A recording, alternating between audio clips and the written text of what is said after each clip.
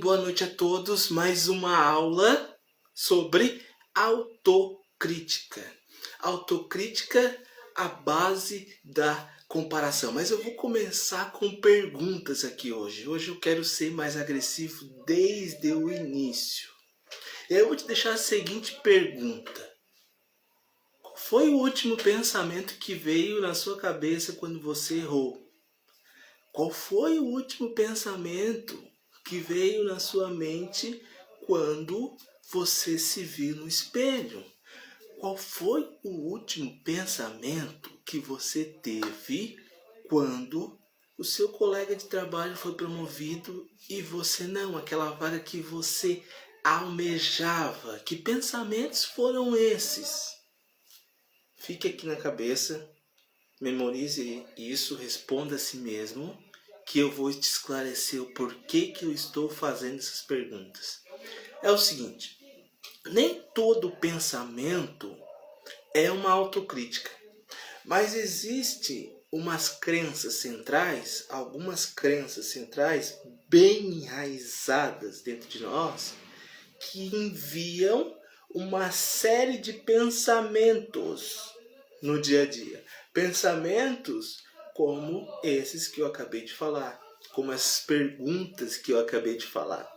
Então, se você perguntas e você responde num sentido negativo a respeito seu, apresento-vos a autocrítica. Essa é a autocrítica, é a base da comparação. Até eu estudar para essa aula, eu pensava que a comparação é o maior obstáculo da baixa autoestima. Ou melhor, da autoestima saudável, né? Mas hoje eu vejo que a autocrítica é o maior obstáculo para uma autoestima saudável. Por quê? Porque se a comparação ela entra muito rápido, quando a gente vê ela está se comparando, a autocrítica é a base da comparação. Porque toda comparação ela vem recheada de autocríticas, dizendo que falta algo, dizendo que eu tenho de mais, dizendo que eu tenho de menos, dizendo que eu não consigo isso, dizendo que eu não consigo aquilo, dizendo que eu não tenho valor, dizendo que eu não sou capaz. Percebe? Então, se você olha para aquilo que você não gosta em você, para aquilo de ruim que você tem, sem a autocrítica, logo você vai se comparar menos. E quando você se compara menos, todo mundo vive uma vida mais leve. Todo mundo vive uma vida mais leve. Entende? Então, por isso que é tão importante a gente olhar para a autocrítica. Por isso que é tão importante a gente ver como que a autocrítica trabalha na gente. Por isso que é tão importante a gente saber de onde que vem essa autocrítica, né? E como que essa autocrítica age na nossa vida. Lá no final da live de hoje, você vai entender como a atividade de fantasia se utiliza dessa autocrítica para nos deixar no mesmo lugar, tá? Que não nascemos nos criticando. Ninguém nasce criticando. O vídeo aqui no Instagram pausou, mas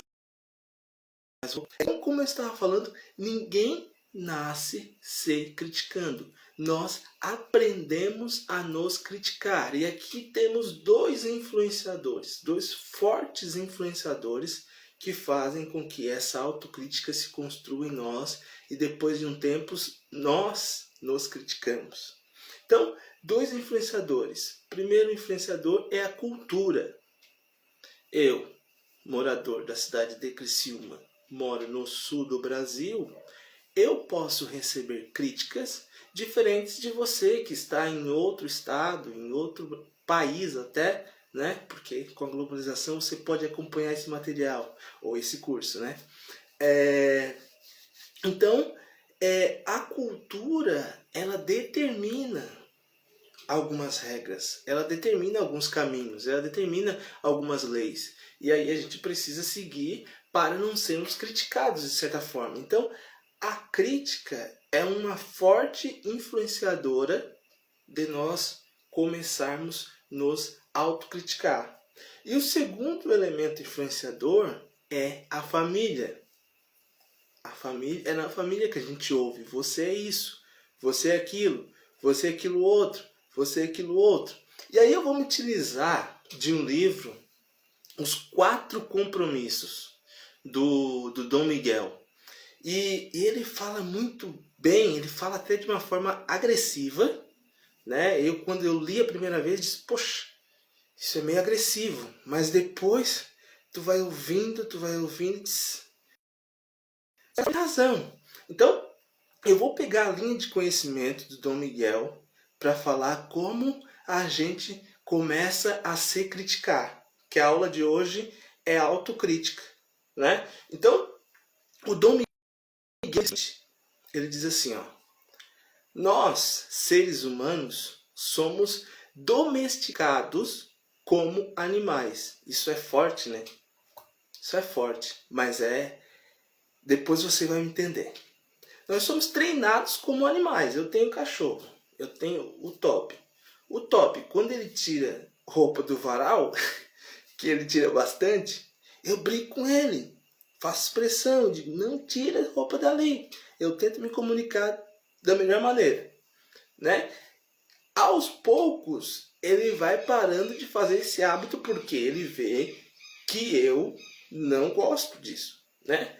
Um tempo atrás ele cavocava ali na horta, porque eu enterrava resto de alimento ali para florescer, e ele cavocava. De tanto falar, agora não cavoca mais. Agora a briga é com as roupas do varal. Mas assim, trazendo esse exemplo para o livro Os 4 Compromissos. O Dom Miguel ele diz o seguinte: nós somos domesticados como um cachorro, um gato, um cavalo, um papagaio, qualquer outro animal. O que acontece? Quando a gente sai das regras, nós somos punidos, né? Como um cachorro. Quando a gente faz as coisas certas, os pais dizem, olha, que bom menino, que bom menina, né? E qual é a recompensa disso, Tiago? A recompensa disso é a atenção. Quando nós fazemos aquilo que os nossos pais querem, nós recebemos atenção, nós recebemos elogio. Isso é bom, sabe? Isso é bom. E com isso, a gente desenvolve a necessidade de atenção.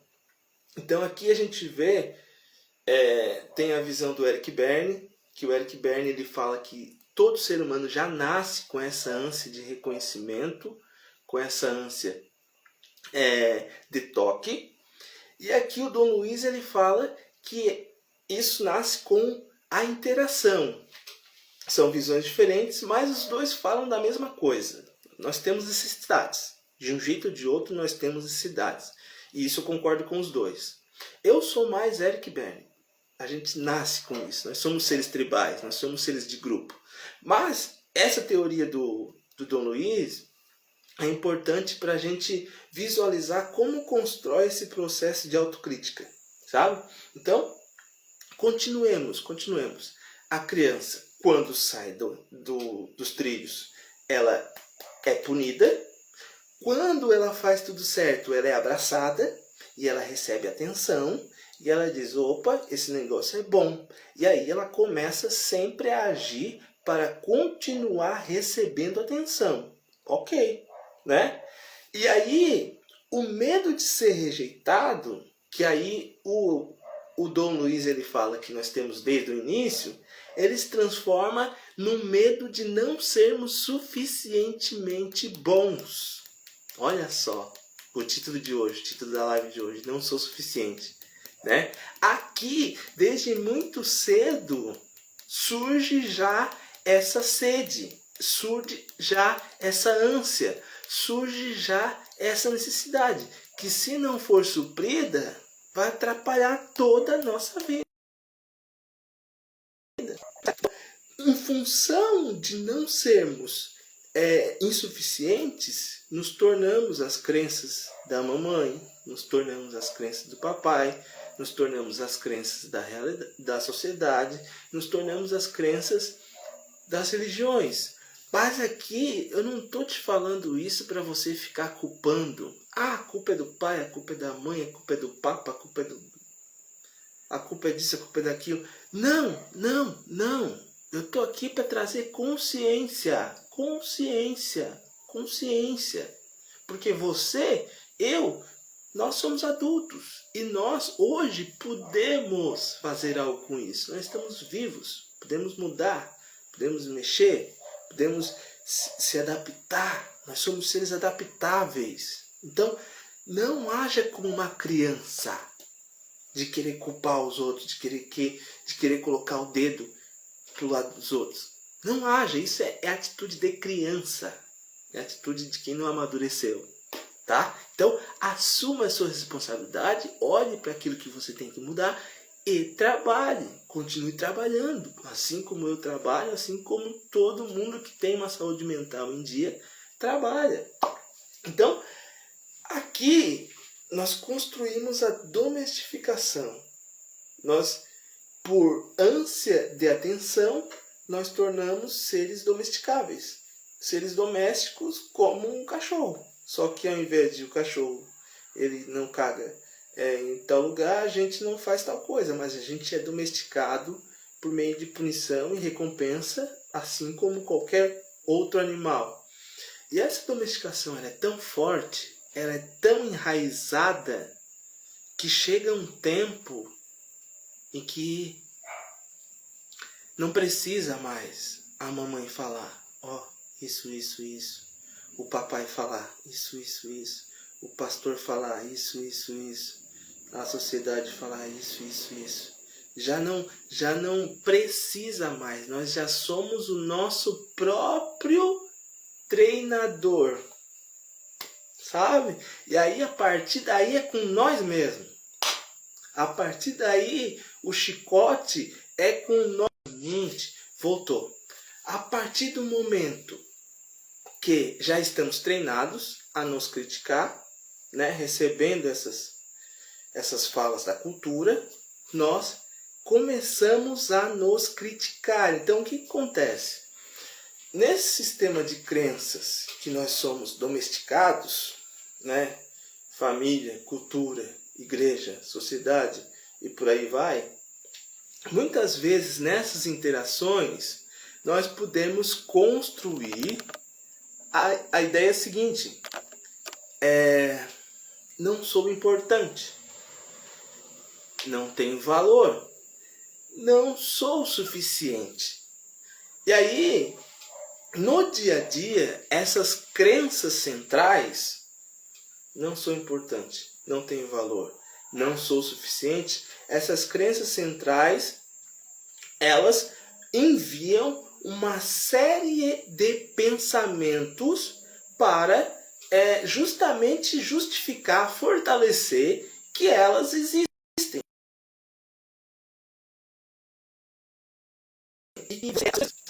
Mas por que essas crenças nos lembram que eu não sou importante, por que eu não sou suficiente, por que eu não sou capaz, por que eu não tenho valor? Por que essas crenças lembram disso? E por que é importante eu alterar essas ideias, esses pensamentos? Primeiro ponto, essas crenças nos lembram que nós somos insuficientes, que nós somos incapazes, que não somos dignos de valor, é justamente para elas se manterem em nós. Então, cada vez que acontece uma vivência e ela nos lembra, olha só como tu é insuficiente, olha só como tu não conseguiu isso de novo, olha só como os teus relacionamentos acabam sempre da mesma maneira, olha só. Então, cada vez que ela nos lembra, ela se fortalece dentro de nós. Então, por que é tão importante alterar esse diálogo? Que na verdade não é nem um diálogo, é só um monólogo, né? É só a crítica falando, a crença enviando pensamento e a gente aceitando. Por que é tão importante? Porque quando a gente constrói esse hábito de criticar-se, a gente se torna um lixo para nós mesmos. Sabe? A gente não serve para nada. É daí que vem a falta de autoconfiança, a baixa autoestima, a insegurança, a exigência. É daí que vem tudo isso e mais um pouco, sabe? Então aqui eu já vou começar a dar o norte para a gente olhar e dizer, opa, tem uma solução para isso. Então é interessante que você saiba que a autocompaixão é uma ferramenta fundamental para você construir melhores relacionamentos. E aí, no decorrer da live, eu vou esclarecer um pouco mais isso. Eu vou esclarecer, não, eu vou aprofundar mesmo, né? No decorrer da aula, né? Então, autocompaixão.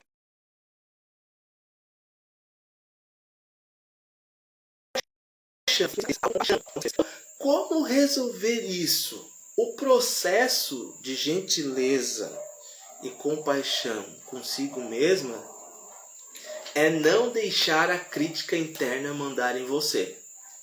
A crítica fala e você, é isso mesmo, é isso mesmo. Esse processo, esse monólogo, esse diálogo interno não deve mais acontecer. Não deve. É o primeiro passo para você conseguir ter gentileza e compaixão.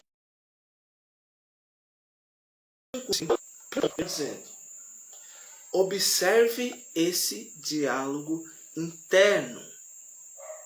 Observe. O que acontece? O reconhecimento, a consciência, é o primeiro passo para vencer essa batalha. Sabe? Se você não sabe o que acontece e quando acontece, você vai continuar ouvindo e vai continuar acreditando. Então, o primeiro passo é reconhecer. Sabe? É identificar, é ter consciência. E como essa parte é a parte mais difícil, porque a gente tem dificuldade em sentir, tem dificuldade em ver o que está acontecendo aqui dentro, então eu já vou colocar aqui um exercício para a gente praticar, porque essa é uma aula prática, uma aula para você sair fazendo, para você sair praticando, para você ir para o outro dia praticando, tá? Então, o primeiro passo, esse exercício é o seguinte: faça um inventário das suas críticas. O que é um inventário? Pegue todas as áreas da sua vida. Eu anotei aqui algumas: relacionamentos, amizade, corpo, aparência física, trabalho, passado, futuro. Anote esses aspectos. E embaixo, anote todas as críticas interiores que vêm quando você pensa nesses aspectos. Exemplo, relacionamento. Poxa, acho que nunca vou casar. Poxa, não consigo ninguém que me queira. Poxa, nas amizades. Poxa, as pessoas sempre se afastam de mim. Poxa, eu não sou habilitada para estar com pessoas. Sabe? No trabalho. No trabalho, eu me exijo tanto e nunca consigo alcançar onde eu desejo. Traga para fora todas as críticas que você tem sobre você em cada aspecto desse que eu te falei, né? O que a minha crítica interior diz a respeito de mim quando eu penso nessas áreas?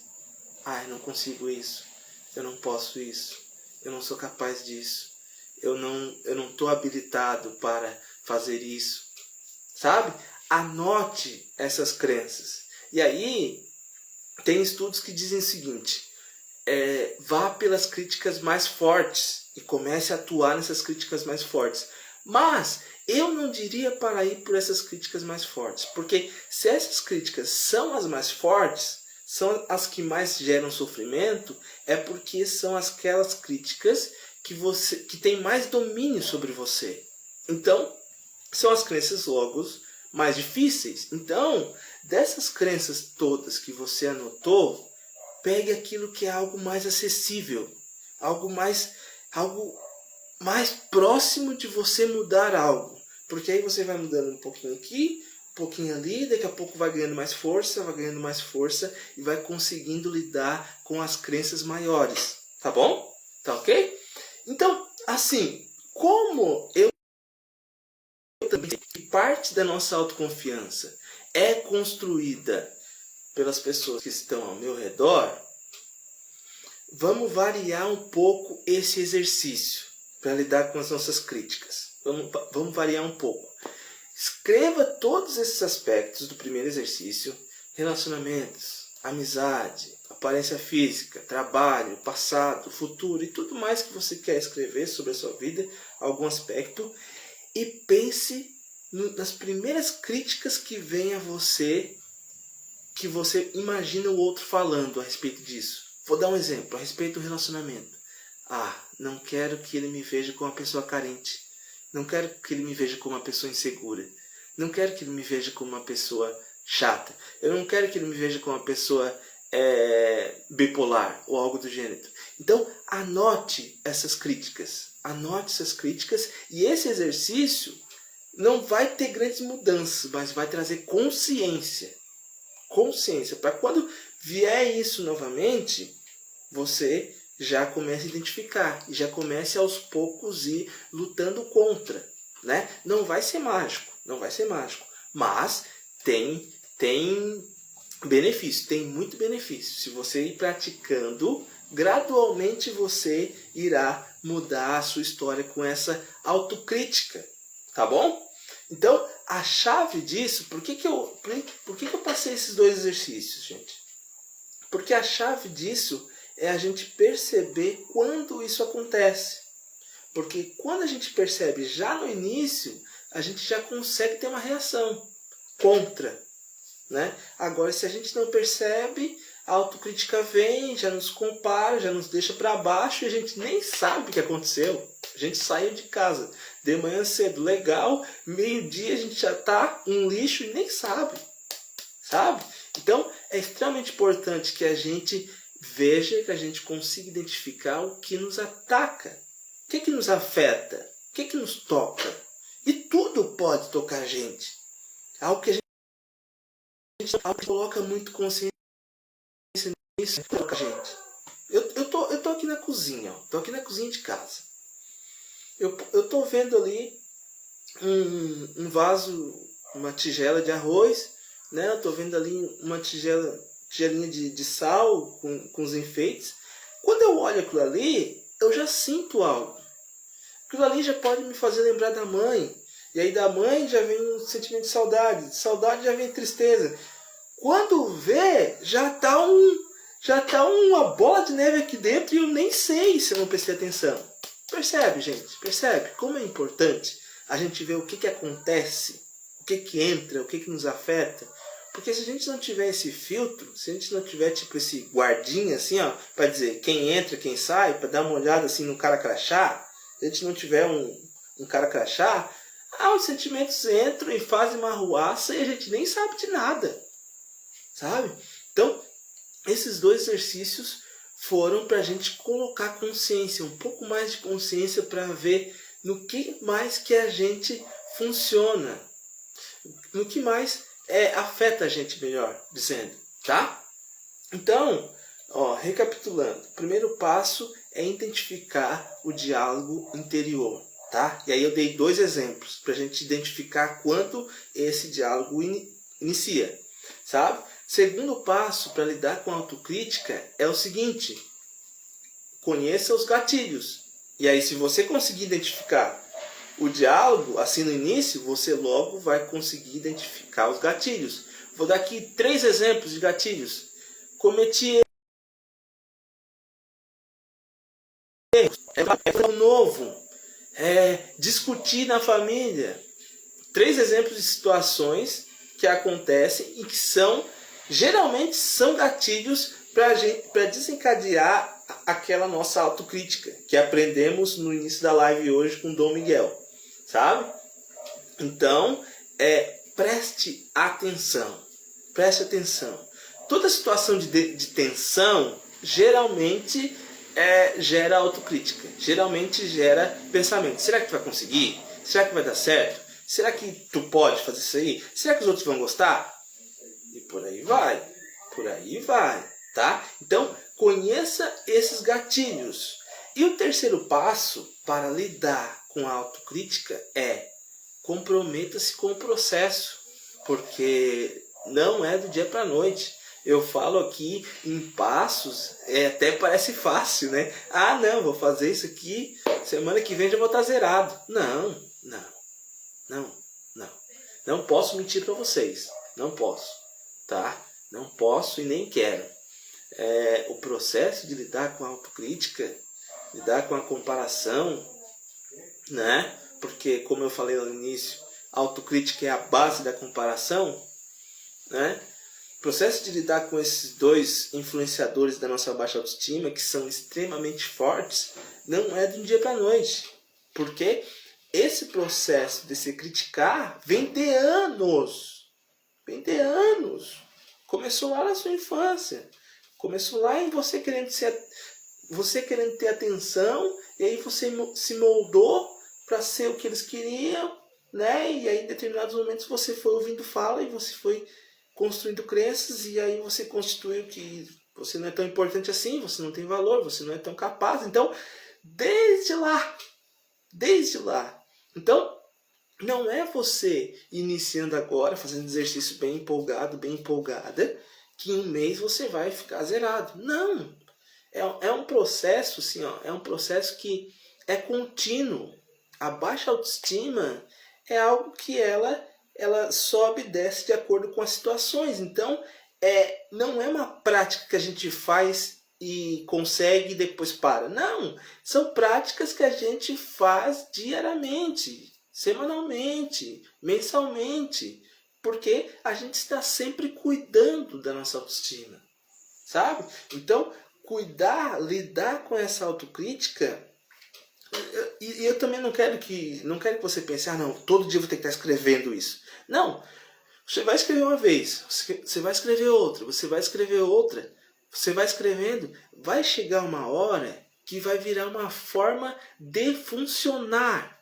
Automaticamente, você vai funcionar dessa forma. Então, vai chegar um tempo que você não vai precisar mais escrever. Você vai mentalmente já funcionando dessa forma. Já vai fazendo as perguntas. Já vai funcionando dessa forma. Poxa, do que eu tenho medo? Do que eu estou inventando? Eu estou adiantando aqui, mas é bem isso. Né? O que eu não quero ouvir do meu esposo? Né? O que eu tenho medo de não encarar? Vai chegando um tempo que você fazendo esses exercícios e prestando atenção, você vai instalar um novo software, né? Você vai funcionar de uma maneira diferente, sabe? E aí daí para frente é só ir atualizando, só melhorando, só ir se prestando atenção, que a sua vida vai mudar em muito, porque a autoestima vai levar, né? A sua postura diante da vida vai mudar, né? Sem dúvidas. Então, a realidade, a ideia é instalar esse novo software, tá? Porque o software de agora só olha para baixa autoestima, só olha para comparação, só olha para autocrítica, né? Agora, a de hoje é para instalar esse outro software aqui, ó, né? Que é o que tu tem de bom, que é o que tu já fez, que é o que tu pode, sabe? Que é sabe? E aí, instalando esses dois, a gente consegue integrar as nossas ausências e as nossas potencialidades, ou invertido, as nossas potencialidades e as nossas ausências. A gente vai integrando esses dois, que somos tudo isso, e aí vamos construindo a nossa autoestima, sabe? Mas entenda, gente, entenda que é um processo, não tem como fazer de um dia para o outro. Então, o que acontece? Olhar-se com autocompaixão, né? Pratique a gentileza e siga em frente. Olhe a realidade, pratique a autocompaixão e siga em frente. Mas vou responder essa pergunta. Como olhar a realidade? Eu quero esmiuçar aqui. Bem, temos 10 minutos. Quero esmiuçar aqui e a gente tem tempo. Como olhar essa realidade? Né? 2 perguntas vou te deixar para você olhar essa realidade e para você não ficar nas atividades de fantasia. O que eu estou inventando em relação a isso? O que é a realidade? O que eu estou inventando? Pergunte-se. Essa pergunta vai te trazer para a vida real. O que está acontecendo aqui? Espera aí, vamos lá. Vamos ver. Sabe? Do que realmente eu tenho medo? Medo. Qual é o meu verdadeiro medo? Em estar ansiosa, agitada. Ah, o meu medo é disso. Tá, mas isso é real ou é fantasia? Ah, é fantasia. Olha só. Sabe? Porque é justamente aqui em olhar para a realidade como ela é, que a atividade de fantasia entra na nossa mente, utiliza a crítica e altera a realidade. Aí a gente já começa a pensar várias coisas que não tem a ver com a realidade, mas tem a ver com as atividades de fantasia. Então, a atividade de fantasia, por meio da crítica, ela muda a realidade. Então, ela geralmente coloca a realidade mais difícil do que é, mais tenebrosa do que é, pior do que é. Às vezes a gente cometeu um erro de esquecer de um compromisso, como qualquer um outro, todo mundo esquece, né? Mas se a autocrítica estiver no comando, a atividade de fantasia já vai tomar conta, já vai dizer: nossa, eu sou uma idiota, eu sou estranha mesmo, nossa, eu sou mais responsável. E aí, bum, bum, bum, quando a gente vê, a gente já está no buraco. Sabe? Então, é necessário que a gente não deixe essa atividade de fantasia, essas atividades da mente atuarem. Não deixemos. Temos que olhar para isso para que sejamos melhores, sejamos mais felizes, sejamos mais satisfeitos com a nossa vida. Tá? Então, utilize essas duas perguntas para olhar a realidade. O que minha mente está inventando a partir disso? O que realmente eu estou com medo? Tá? Utilize essas duas perguntas. E como praticar a autocompaixão? E essa analogia aqui eu li e achei muito legal, muito legal.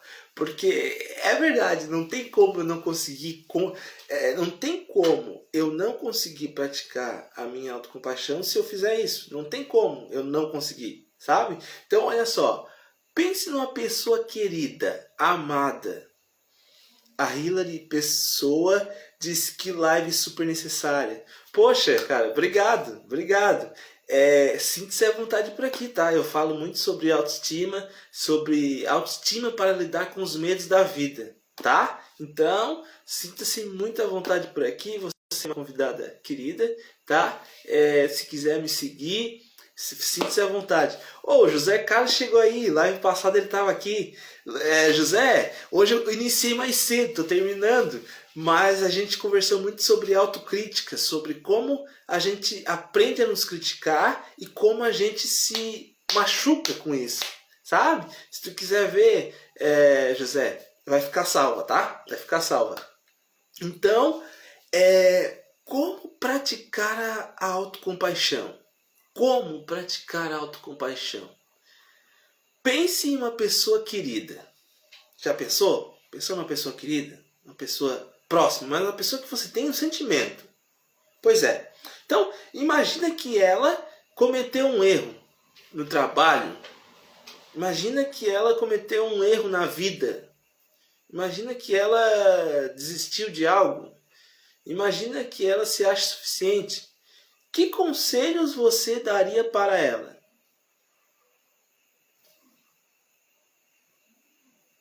Eu acredito que os conselhos, as falas seriam falas de amor.